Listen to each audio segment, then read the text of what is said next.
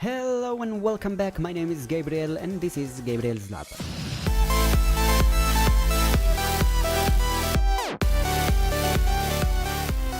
So in the previous tutorial we actually started the drag and drop mechanism and we didn't quite finish the drop mechanism, so this is what we're going to do in this tutorial. So let's just start and jump straight right into it. If you recall or remember, we have finished in this function on drop function and we haven't quite yet finished it, but what we've done, we have actually got the element ID. Now why do we actually need ID? And now we are going to talk a little bit about this. In the URL object, when we create an object, we're actually pushing the object itself, when we creating it, into a URL list. Now this is not the correct way of doing this is not what I meant, at least, and now I will explain why. When we pushing, we creating an array. So we have an array and we take this array and push something to it, say a URL object.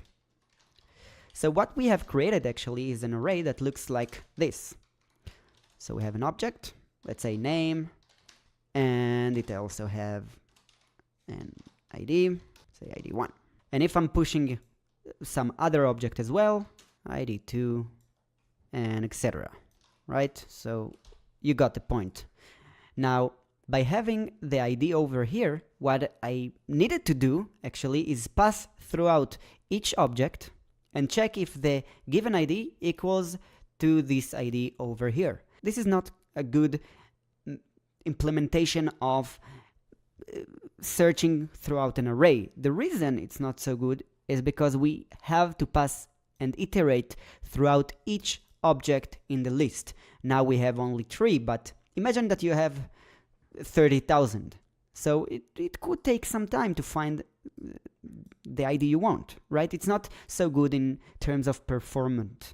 So what we need to do, we will create an array.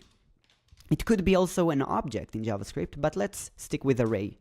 And what we are going to do instead, to push in a URL object to the list, what we're going to do, we are going to do something like this. We're going to take the URL obj ID, and this ID equals to the URL obj itself. What it will create us, it's going to create an array of IDs. So we have ID1 equals URL object, okay? And ID2 equals to your object. We want the URL object, right? So what we need to do is to call the array with the URL object ID. If I'm calling this ID, I'm going to get this object, this ID, this object, and etc. So this is a much faster way. I don't need to iterate even once. I'm just creating a list of, this is called a dictionary, which we have a key, and the key equals to something. This is the value. So we are calling the key and we are presented with the value. So the URL object is going to be the value of this given key. Okay, so let's modify our code and fix the issue that we created. So I have the list and it's going to be this ID, URL ID, and it's going to be equals with the URL. This is not good anymore. So now we have a list that works, but this list is actually private. I cannot access it outside of the URL JavaScript. So in order to expose this, I need to take the global object and add the URL list to the API. So now I have an access to the URL list. So let's go back to the pane controller. And when we have the element ID, what we're going to do, we are going to create a URL object by calling the element ID. So before we just continue to the rendering function, let's see how it works, what we have already done. So we have this mockup object, and now when I have already put this breakpoint over the URL object in the pane module, pane controller, over here, JavaScript pane controller, and breakpoint on line 15. Now when I'm dragging over and drop, it's going to break. the app URL has the URL list. And this list, actually look how it looks like. We have the ID, okay? And the ID is the key, and the URL object is the value. So when I'm calling the URL list with the ID, I'm going to be presented with the URL object. Okay, now I can play with it. I can manipulate the name, the URL, I can do whatever I want. So this is how it works. If we are going to add another object and we drop, the URL list is going to contain 2 IDs, right? And I'm going to ask for the current element ID that I just dragged, and I'm going to get the object, okay, of the new one. So this is exactly what we want. Now let's take care of on the rendering. We need to do something, right? So let's create a function called render, and render is going to get the pane element and the URL object, because we need to do something. And all the render is going to do is create a span element, document create element. It's going to be a span, and it's going to push the URL name into the element pane. That's it. That's all it's going to do. Span inner HTML equals to the URL object name. That's it. Now let's take the pane element and append child. The span element is going to be appended inside.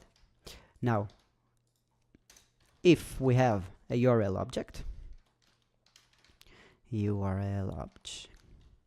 if we have such object in the map, it means that we can render it. So render, and we will pass the pane. So pane element equals to the event target. This is like the event, which is the object that passed throughout all the drag and drop. The target is actually where your mouse was on. Like the drop is on a certain element, right? So what is the element that you made this operation on? Okay, so this is the event target, which is the pane actually. So we are going to pass the parameter the pane element and the URL object that we have passed over here. That's basically, that should work. So let's check it out.